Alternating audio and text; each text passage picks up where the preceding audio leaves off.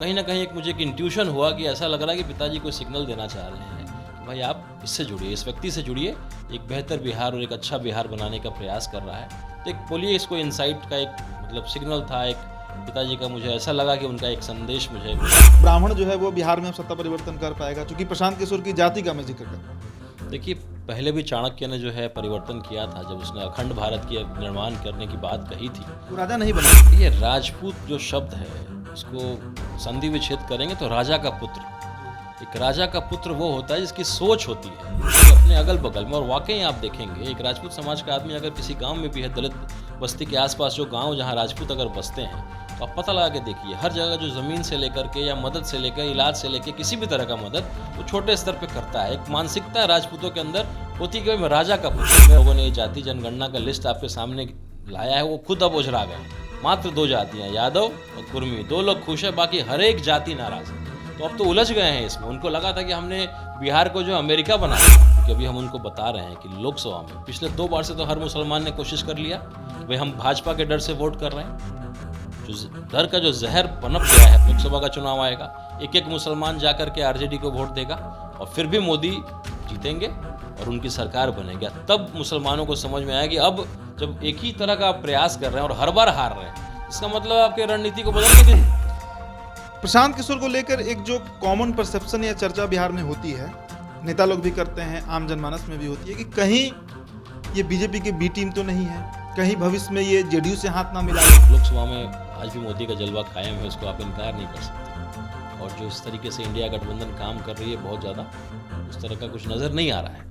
तस्वीर में जो 2 शख्स आपको दिख रहे हैं, उनमें बैठे हुए जो व्यक्ति हैं वो भारत के भूतपूर्व प्रधानमंत्री विश्वनाथ प्रताप सिंह हैं, जिन्होंने मंडल कमीशन को लागू किया। और उनके बगल में जो व्यक्ति मुस्कुरा रहे हैं वो सीताराम सिंह हैं। अब सीताराम सिंह के बारे में अगर आपको डिटेल में जानना है तो आप गूगल पर जा सकते हैं, देख लीजिए कि कौन से शख्सियत सीताराम सिंह रहे हैं।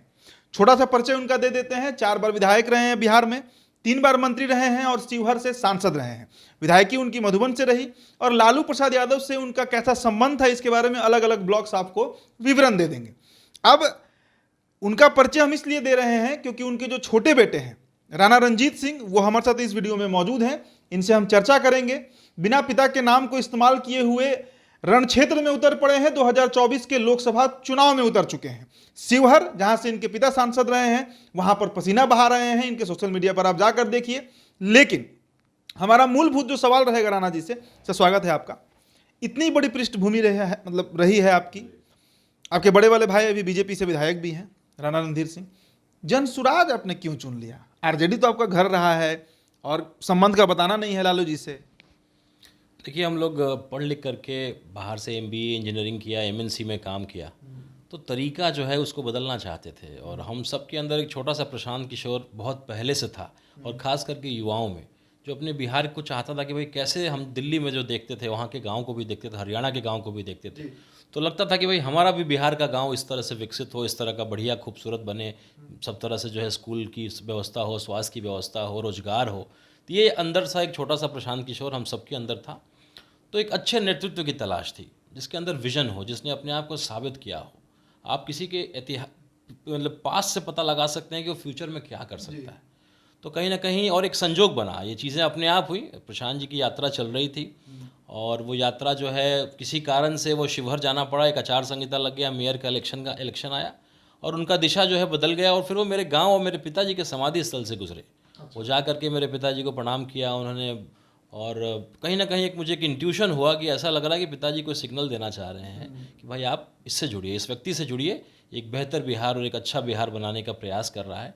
तो एक बोलिए इसको इंसाइट का एक सिग्नल था, एक पिताजी का। मुझे ऐसा लगा कि उनका एक संदेश मुझे मिला है। सत्ता परिवर्तन अगर हो भी जाए, हम एक हाइपोथेटिकल सवाल आपसे पूछते हैं। मान लीजिए कि प्रशांत किशोर जैसा चाह रहे हैं वैसा सत्ता परिवर्तन बिहार में हो गया। सत्ता परिवर्तन 2005 में भी हुआ, बिहार तो नहीं बदला। लेकिन इसीलिए हम सत्ता परिवर्तन की बात नहीं करते हैं, व्यवस्था परिवर्तन की बात करते हैं। आज जो आपके सांसद होते हैं, विधायक होते हैं, जो फंड लिखते हैं, जो भी चीज़ें प्राथमिकता क्या है, वो अपने हिसाब से अपने सहूलियत से तय करते हैं। लेकिन जब हमारी व्यवस्था जो परिवर्तन की हम बात कर रहे हैं, जनसुराज का जब आएगा, जनता का जब सुंदर आ जाएगा, तो वो चीज़ें बहुत बदल जाएंगी। आज जो हम जिस गली से गुजर रहे हैं वहाँ के मैनिफेस्टो तैयार कर रहे हैं कि भाई इस गाँव की प्राथमिकता क्या है, और गाँव और पूरे बिहार की जो प्राथमिकता है आज की डेट में वो रोजगार है। जी। और जो प्रशांत किशोर जी वो कहते हैं कि भाई जब हम सत्ता में आएंगे तो और कुछ दिया ना दिया, लेकिन सबसे पहला 1 साल के अंदर ऐसी व्यवस्था देंगे कि किसी भी बिहारी को बाहर नहीं रहना पड़ेगा। हर एक बिहारी 15 से 18 हज़ार की नौकरी बिहार में रह के करेगा, ये मेरी प्राथमिकता है। दूसरी प्राथमिकता जो है शिक्षा व्यवस्था। कोई भी गरीब से गरीब आदमी अगर चाहता हो कि हमारी दशा बदले, हमारा एक अच्छा जो है जीवन हम बिताएं, तो शिक्षा ही उसको बदल सकती है। अभी जातीय जनगणना का रिपोर्ट आया राणा जी। जातीय जनगणना में आपकी जाति की आबादी और ब्राह्मणों की आबादी तो आपके सामने है। आपको लग रहा है कि एक ब्राह्मण जो है वो बिहार में अब सत्ता परिवर्तन कर पाएगा? क्योंकि प्रशांत किशोर की जाति का मैं जिक्र कर रहा हूँ। देखिए, पहले भी चाणक्य ने जो है परिवर्तन किया था, जब उसने अखंड भारत की निर्माण करने की बात कही थी। वो राजा नहीं बने थे, लेकिन उन्होंने बनाया था। तो प्रशांत जी भी तो कहाँ कहते हैं, उन्हें मुख्यमंत्री कहाँ बनना है? वो तो लोगों में से चुन रहे हैं। तो चंद्रगुप्त गांव-गांव से खोज रहे हैं, केवल विधायक और सांसद नहीं, मुखिया, वार्ड, सरपंच, एक एक व्यक्ति, अच्छे लोग पैसे के अभाव में जो राजनीति में नहीं आना चाह रहे थे, तो उनको ढूंढ करके निकालना, यही तो चाणक्य का काम है। और चंद्रगुप्त को तलाश रहे हैं हर गाँव से। चलिए अब शिवहर पे आ जाते हैं। लोकसभा क्षेत्र तो आपका जान पहचान का है, पिताजी सांसद रहे वहां से। वैसे वोट 25% के आसपास बताया जाता है। सवर्णों की कुल आबादी वहां पर 20% के आसपास है। मुसलमानों की आबादी 18%। आप बताइए कि वहां पर राजपूत फिट बैठेगा? पहले तो सबसे बड़ा सवाल ये है। रमा देवी सांसद हैं और वैश्य समाज से ही आती है। देखिए, राजपूत जो शब्द है उसको संधि विच्छेद करेंगे तो राजा का पुत्र। एक राजा का पुत्र वो होता है जिसकी सोच होती है कि अपने अगल बगल में, और वाकई आप देखेंगे एक राजपूत समाज का आदमी अगर किसी गांव में भी है, दलित बस्ती के आसपास जो गांव जहां राजपूत अगर बसते हैं, तो आप पता लगा के देखिए हर जगह जो ज़मीन से लेकर के या मदद से लेकर इलाज से लेकर किसी भी तरह का मदद वो छोटे स्तर पर करता है। एक मानसिकता राजपूतों के अंदर होती है कि मैं राजा का पुत्र हूँ, मेरा फ़र्ज़ है कि मैं अपने अगल बगल के लोगों का मदद करूँ, सहायता करूँ। उसको अच्छा लगता है। वो 100 रुपये अगर पॉकेट में होंगे तो 120 रुपये वो खर्च कर देगा। उसको लगेगा कि भाई हमको आ करके लोग प्रणाम करें, कहे कि अरे बाबू साहब, या मतलब एक उसके अंदर का एक स्वाभिमान है। तो राजा का पुत्र का एक स्वभाव अलग होता है, और संख्या के बल पे हम कभी नहीं थे। और वैसे भी जिन लोगों ने ये जाति जनगणना का लिस्ट आपके सामने लाया है वो खुद अब उजरा गए हैं। मात्र 2 जातियाँ, यादव और कुर्मी, 2 लोग खुश है, बाकी हर एक जाति नाराज़ है। तो अब तो उलझ गए हैं इसमें। उनको लगा था कि हमने बिहार को जो अमेरिका बना दिया ये जाति का ये करके, तो अब वो उलझ चुके हैं। दूसरा ये कि आप कहीं ना कहीं प्रोत्साहित कर रहे हैं कि आप अपनी जनसंख्या को बढ़ाइए।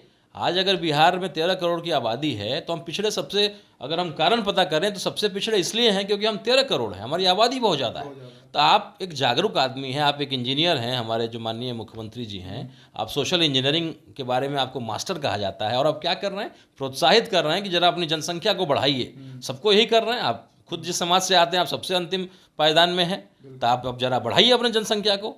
तो ये एक पढ़े लिखे व्यक्ति का सोच नहीं है। हमें जो है मतलब आर्थिक आधार पे हम लोग को गिनती करानी चाहिए, और जो गरीब लोग हैं उनको सहायता करना चाहिए, प्रोत्साहित नहीं करना चाहिए अपनी जनसंख्या को बढ़ाइए।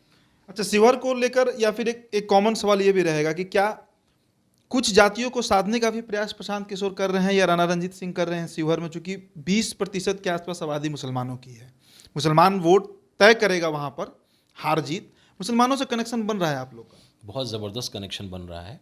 और मैं आपको बताता हूँ, मैं विश्वास दिलाता हूँ कि अगले विधानसभा में एक एक मुसलमान प्रशांत किशोर के साथ होगा। क्योंकि अभी हम उनको बता रहे हैं कि लोकसभा में पिछले 2 बार से तो हर मुसलमान ने कोशिश कर लिया कि भाई हम भाजपा के डर से वोट कर रहे हैं।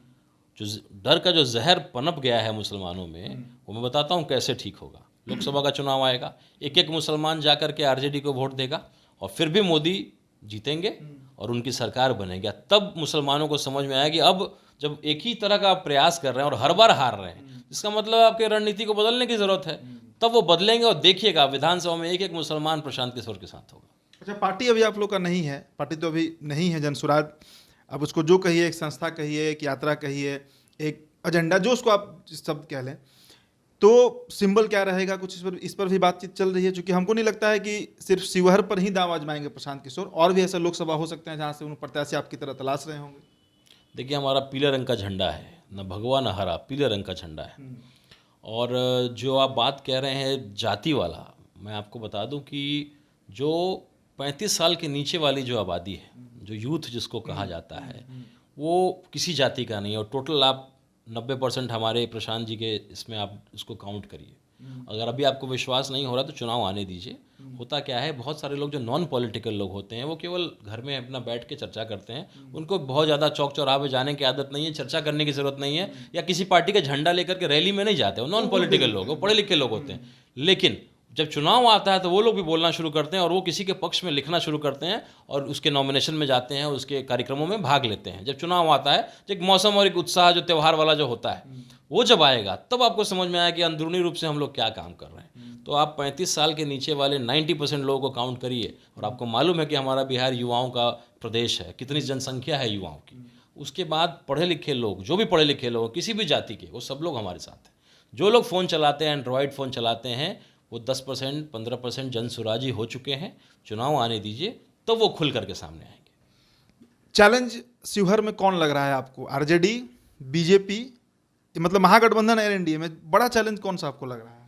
देखिए, चैलेंज कोई भी नहीं है। चैलेंज मुझे वहाँ की समस्याओं जो है उसको कैसे ठीक करना, वो मुझे लग रहा है। वो पिछड़ा जगह है, वो हर साल बाढ़ आने वाला जगह है। हम लोग प्रशांत जी के साथ पदयात्रा कर रहे थे तो कल उन्होंने बताया, हम लोग एक जगह थे आपको बरगिनिया के गांव में, जब हम लोग पदयात्रा कर रहे थे, उन्होंने बोला कि मैं 4000 गांव घूम चुका हूं, ये मुझे सबसे गरीब और सबसे पिछड़ा गांव आज मुझे नज़र आया है। वही शिवहर में ही आता है। तो ऐसे कई जगह हैं जहां बरगिनिया वगैरह जो है, आपको बेलसन रीगा हम लोग घूमे तो सबसे पिछड़ा ढाका चिरैया के कुछ सड़क है जो ऐतिहासिक सड़क है, जिसको कोई पूछने वाला नहीं है। शिकारगंज का एक सड़क है। तो ऐसे कई सारे मुद्दे हैं। वो चैलेंज है कि जब हम लोग सत्ता में जब आएंगे, जब हम लोग जगह पे पहुंचेंगे तो उसको कैसे ठीक करना है, ये चैलेंज मैं मान रहा हूँ। बाकी लड़ाई जो है, एंटी इनकम्पेंसी इतना पीक पे है बीजेपी के खिलाफ। आरजेडी की जो स्थिति है उसमें भी उन लोगों ने देख लिया कि वहाँ के विधायक भी हैं, उन्होंने क्या काम किया है। तो एक अब नई उम्मीद जो है लोगों में जगी है जनसुराज के प्रति, और एक ऐसा व्यक्ति जिसने अपने आप को देश विदेश में साबित किया है। मोदी जी को गुजरात से ला करके पूरे देश में बिठाया, केजरीवाल हो गए, ममता बनर्जी हो गई, हर जगह बीजेपी को हराने का काम किया है, जगन मोहन रेड्डी हो गए। तो उसको परिचय की ज़रूरत नहीं है और उसको मालूम है। वो जो कहते हैं ना कि मैं सब गुना गणित करके आया हूँ, कैसे चुनाव जीतना है, मैं यहाँ केवल नाम बनाने नहीं आया हूँ। और इसलिए अगला जो है 13 साल से लड़ रहा है इस लड़ाई को। और एक छोटी सी कहानी मैं बताऊँगा कि यात्रा का क्या असर पड़ रहा है। एक ऐसा व्यक्ति है अररिया जिला का जिसका नाम विमल मंडल है। उसने पत्र लिखा था सरकार को लगातार भ्रष्टाचार के खिलाफ, मेरे गांव की स्थिति के खिलाफ। किसी ने कुछ एक्शन नहीं लिया। फिर उसने बोला कि भाई अगर आप मेरे पत्र का जवाब नहीं देंगे तो मैं जिस हाथ से पत्र लिख रहा हूँ उस हाथ को मैं काट लूँगा। अच्छा। और उस व्यक्ति ने अयोध्या में जाकर अपने हाथ को काटा, काट लिया। यूट्यूब पे वीडियो है, आप देख सकते हैं। हाथ को काटा और अपने आह्वान किया उसने भगवान का कि भाई हमारे बिहार के लिए कुछ ऐसा करिए, कोई ऐसे व्यक्ति को भेजिए जो बिहार को सुधारे, यहाँ की परिस्थिति को सुधारे। और उसको कहीं ना कहीं जो उसको लगा, जिस व्यक्ति के अंदर इतना दृढ़ संकल्प है कि अपना हाथ खुद से जिसने काट लिया, उस व्यक्ति को कहीं ना कहीं उसका कहना है कि भगवान से मुझे एक संकेत मिला कि एक व्यक्ति है प्रशांत किशोर जो पैदल चल रहा है। और आप देखिएगा उनकी यात्रा में पीछे एक झंडा लेकर के एक व्यक्ति चलता है, वो व्यक्ति वही है विमल मंडल, पिछले 1 साल से चल रहा है। तो ऐसे लोगों को हम बिहार से चुन रहे हैं, ऐसे लोग जो बिहार के लिए कई साल से, सबके अंदर एक छोटा सा प्रशांत किशोर था कि बिहार के मिट्टी का कर्ज हम अदा करें। तो ऐसे लोगों का एक कारवां बनते चला जा रहा है। ये इस अभियान का, इस आंदोलन की सफलता को आप इसका मापदंड कर सकते हैं। जेपी आंदोलन की तरह एक ऐसा माहौल बन रहा है। तो समय आने दीजिए चुनाव का, आपको दिख जाएगा। अंतिम सवाल है राणा जी, प्रशांत किशोर को लेकर एक जो कॉमन परसेप्शन या चर्चा बिहार में होती है, नेता लोग भी करते हैं, आम जनमानस में भी होती है कि कहीं ये बीजेपी की बी टीम तो नहीं है, कहीं भविष्य में ये जेडीयू से हाथ ना मिला ले, क्योंकि एक विश्वास का भी एक बहुत बड़ा मसला बिहार की राजनीति में होता है। देखिए, आप जो ये सवाल आपने किया है, एक ऐसा व्यक्ति है प्रशांत। ममता बनर्जी जब चुनाव लड़ रही थी वहाँ बीजेपी को किसने हराया? प्रशांत किशोर जाकर के उसके लिए उन्होंने लिखित में बोला था कि 100 का अगर आंकड़ा बीजेपी पार कर लेगी तो हम लोग इस काम को छोड़ देंगे जो काम हम करते हैं। अरविंद के जहाँ जहाँ भी अगले 5-6 स्टेट में उन्होंने लगातार 2004 में निश्चित रूप से बीजेपी के लिए काम किया था, बहुत समर्पित भाव में काम किया था। हर हर मोदी, घर घर मोदी नारा उन्हीं का दिया हुआ। और ऐसे कई नारे हैं, ऐसी कई स्ट्रैटेजी है सोशल मीडिया से लेकर के सब कुछ, जो गुजरात से ला करके पूरे देश में उसको उन्होंने बनाया। और लगातार 5-6 जगह बीजेपी को हराने का काम किया उन्होंने, चाहे वो दिल्ली हो, वो आपको आंध्रा हो, कलकत्ता हो। तो व्यक्ति जो लगातार बीजेपी को हराता आ रहा है, वो बीजेपी का बी टीम का आदमी कैसे हो सकता है? और ये मैं आपको आश्वस्त करता हूँ। जेडीयू को लेकर के तो सवाल ही नहीं उठता। जेडीयू तो पार्टी खत्म होने जा रही है, अगले लोकसभा चुनाव तक थोड़ा बहुत जो है सो है, उसके बाद कहानी खत्म है। अच्छा, अभी परसों एक वीडियो हम देख रहे थे, अब देखिए सवाल पे सवाल आ गया। प्रशांत किशोर बैठकर चैलेंज कर रहे हैं कि जदयू और नीतीश कुमार की पार्टी को 5 से अधिक सीट आ गया तो मैं सार्वजनिक तौर पर हर मंच पर खड़ा होकर माफी मांगूंगा नीतीश कुमार से। बिल्कुल। ये कॉन्फिडेंस मतलब कहाँ से प्रशांत किशोर को आया? देखिए, बहुत नज़दीक रहे हैं वो नीतीश कुमार के, और पॉलिटिक्स को वो जो व्यक्ति जो बोलता है बड़े कन्विक्शन के साथ बोलता है, उस आदमी का जो कैलकुलेशन है, आज भी उन्होंने बोला कई चीज़ें कि भाई लोकसभा में आज भी मोदी का जलवा कायम है, उसको आप इनकार नहीं कर सकते। और जो इस तरीके से इंडिया गठबंधन काम कर रही है, बहुत ज़्यादा उस तरह का कुछ नज़र नहीं आ रहा है। तो सही बोलता है व्यक्ति। वो ये भी कहता है कि लालू जी देखिए कितने अच्छे बाप हैं, अपने बेटा की चिंता करते हैं, चाहे वो ग्रेजुएशन किया है, चाहे मैट्रिक किया है या नहीं किया है, वो अलग विषय है। तो वो व्यक्ति आज जिसका बेटा अभी कम पढ़ा लिखा, उसकी चिंता कर रहा है, और आप गरीब लोग बीए पास करके अपने बेटे को चिंता नहीं कर रहे हैं। तो कभी किसी की शिकायत भी वो नहीं करते हैं, सही बात बोलते हैं, थोड़ा कड़वा बोलते हैं। लोग कहते हैं कि भाई बिहार की जनता को है चीनी की बीमारी, और नेता लोग आके लड्डू खिला रहा है। अरे भाई, कड़वा उनको बोलना पड़ेगा, जगाना पड़ेगा, झंझोड़ना पड़ेगा, थप्पड़ मारना पड़ेगा। जागिए, अपने अधिकार के लिए, अपने हक के लिए जागिए। आप लोग कहाँ भटक रहे हैं, क्यों? तो लोग कहते हैं कि सर विकल्प नहीं था, क्या करते? तो आज एक विकल्प के रूप में बिहार में उभर रहे हैं प्रशांत किशोर जी। मुझे पूरा विश्वास है कि आने वाला जो बिहार का जो चुनाव होने वाला है अगला, आप उसमें एक बहुत बड़ा बदलाव बिहार की राजनीतिक करवट लेने वाली है। चलिए, तो बिहार की जनता जिसे डायबिटीज है और नेता लोग और मिठाई खिला रहे हैं, उनके बीच करेला का जूस परोस रहे हैं प्रशांत किशोर। और शिवहर लोकसभा पर हमने चर्चा की। हमारे साथ राणा रंजीत सिंह हैं, जो अपना पर्सनल आइडेंटिटी बनाने के लिए रण क्षेत्र में उतर चुके हैं, कई महीनों से मेहनत कर रहे हैं।